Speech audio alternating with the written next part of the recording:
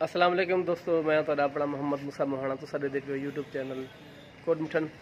अज जामा मस्जिद थाना कोटमिठन कुरान पाक मुकम्मल होने की खुशी च रहना सी खैरात ते इफ्तार पार्टी का इंतजाम किया गया।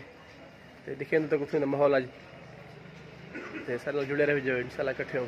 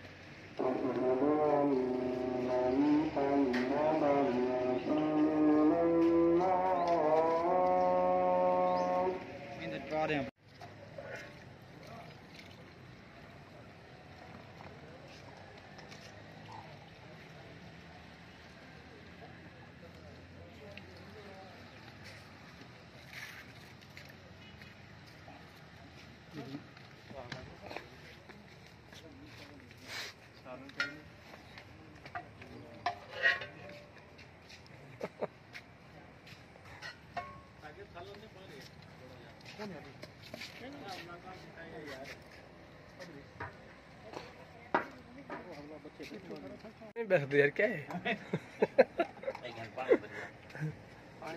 हाँ हाँ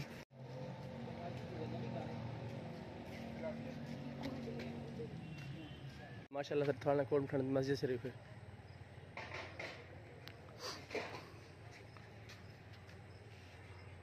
सुभान अल्लाह माशाल्लाह, बहुत प्यारी मस्जिद है, खूबसूरत मस्जिद है।